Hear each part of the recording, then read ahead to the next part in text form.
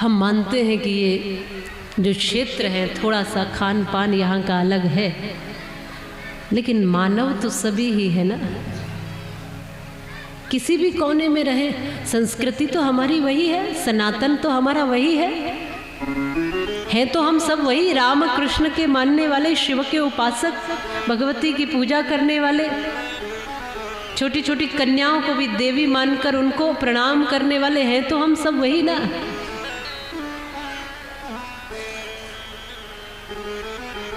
देखो मेरी कथा और उस कथा का उद्देश्य केवल इतना नहीं है कि आप बस यहाँ ताली बजाकर संकीर्तन करते जाओ, या इतना ही उद्देश्य नहीं है कि आप शिव की आराधना के लिए केवल जो सुनाया जा रहा है उसको सुनते जाओ।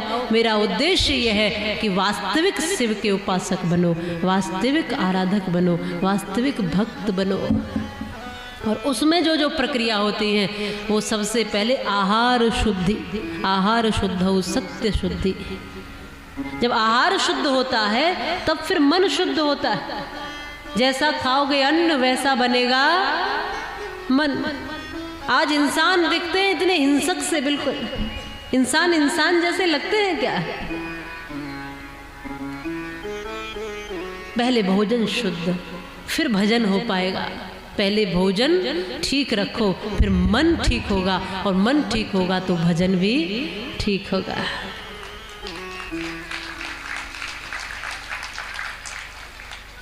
वो कई बार बात ये होती है कि हम जैसी जैसी संगति में रहते हैं ना वैसा वैसा सीख ही जाते हैं, इसमें कोई ऐसी बड़ी बात नहीं है।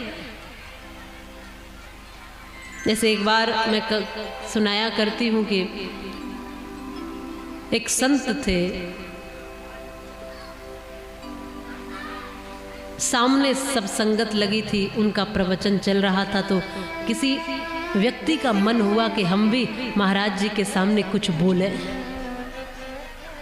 जब मन हुआ कि कुछ बोले तब सबने कहा कि महाराज इसको मत बोलने देना क्योंकि ये शराबी व्यक्ति है, शराब पीता है, या मंच पे मत आने देना क्योंकि शराबी है, व्यसनी है, इसको कुछ मत बोलने देना, माइक भी मत देना, अपने नजदीक भी मत आने देना। बात लोग कई बार महर्षि दयानंद के विषय में कहते हैं। महर्षि दयानंद बैठे थे, तब उन्होंने कहा कोई बात नहीं, माइक दे दिया और उसने बोलना शुरू किया, और जो भी बोला उसके बाद फिर वो चला गया। दूसरा दिन हुआ, फिर सत्संग हुआ, तो फिर उसका मन आया कि कल जो था अनुभव वो बहुत अच्छा था, कल जो संत की सानिध्य थी वो बहुत अच्छी थी। फिर अनुभव आया और फिर बोलने लगा कि आज और बोलने दीजिए, आज थोड़ा सा और बोलते हैं। तब तो सब लोगों ने पकड़ के उसे बिठाई दिया और कहा कि बाहर ही कर देते हैं, संत के सामने आया भी कैसे जाता है ये तक इसको पता नहीं है, शराब आदि पी के व्यसन में बिल्कुल लिप्त रहता है और वहाँ महाराज के सामने आना चाहता है। फिर भी उन्होंने दे दिया माइक और कहा कि बोलो, और उसने अच्छा ही बोला, कल से और अच्छा बोला। सब नाराज भी हुए, महाराज जी ये क्या किया आपने, क्यों करते हो ऐसा, ऐसे व्यक्तियों को बुलाते क्यों हो सामने। उन्होंने कुछ नहीं कहा, अकेले एकांत में उसको ले गए। उसका नाम था हीरा। क्या नाम था? हीरा। उस व्यक्ति का नाम था हीरा। बस उसको एक लाइन बोली, हीरा लाल तुम हो तो हीरा पर कीचड़ में पड़े हुए हो। बस इतना बोला, तुम हो तो हीरा बस कीचड़ में पड़े हो। बस यही एक लाइन थी, उसका जीवन बदल गया। फिर कभी उसने शराब तो छोड़ो, कुछ ऐसा व्यसन देखा तक नहीं। उसके मन में आ गया कि वास्तव में इतना बड़ा संत कह रहा है कि तुम हो तो हीरा, तो मैं हीरा ही होऊंगा, हूं तो सही, लेकिन अभी मैं चमक इसलिए नहीं रहा क्योंकि कीचड़ में। संत बस, विद्वान बस इसी बात को दोहराते हैं बार बार। आप ये चिंतन करिए कि क्यों हम वृंदावन छोड़कर, ब्रज छोड़ करके गली गली, गांव गांव, घर घर, शहर शहर, नगर नगर घूमते हैं। बार बार बोलते हैं, हमें ज़रूरत भी क्या पड़ी, पर क्यों बोलते हैं? क्योंकि आप अपने से लगते हो, कोई पराया सा लगता नहीं है। और जब अपने लोग लगता है कि कहीं त्रुटि में है, कमी में है, तब फिर लगता है कि सब ठीक होना चाहिए, अपना परिवार व्यवस्थित होना चाहिए। इतने मन से कथा सुनते हैं। आपके उस भाव के लिए मैं आपको व्यासपीठ से नमन करती हूँ। इतने परम भाव से, इतने मन से सेवा करते हैं, मन से कथा सुनते हैं। बस वही है, हीरा लाल तुम हो तो हीरा पर कीचड़ में पड़े हुए हो, बस। और उसको हटाना संभव ही है, ऐसा नहीं है कि असंभव हो, संभव ही संभव है। आज मंच पे आने में हो सकता है कि आपको ऐसा लगे कि हम आएंगे तो कैमरे में आ जाएंगे, हम आएंगे तो लोगों की नज़रों में आ जाएंगे। कोई बात नहीं है, मंच पर आओ मत आओ, आकर बोलो मत बोलो, ये पूरा प्रांगण भगवान का ही घर है, भगवान का ही मंदिर है।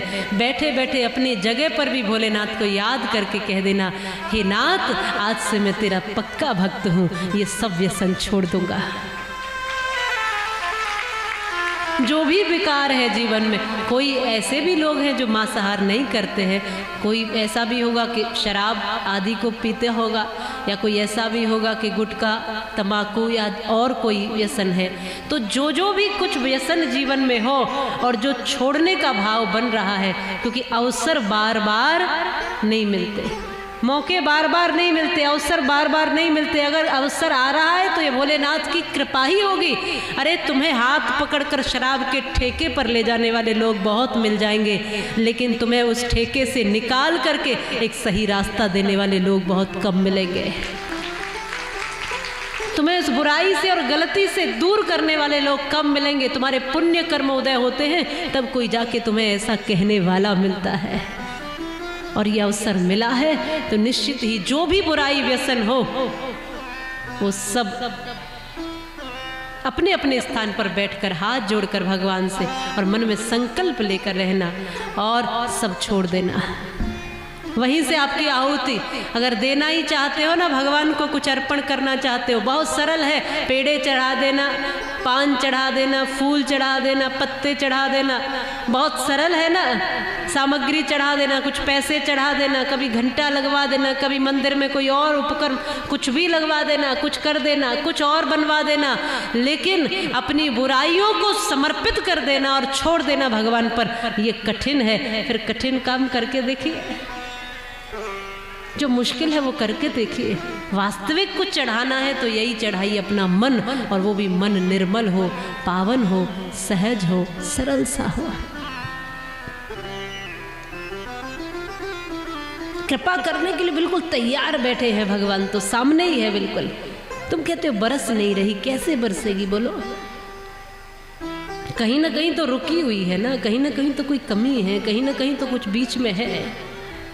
मैं कई बार कहती हूँ, आहार निद्रा भय मैथुनंच सामान्य में तत् पशु भी नराणम, ज्ञानम नराणम मदिको विशेषो ज्ञाने नहीं ना पशु भी समाना।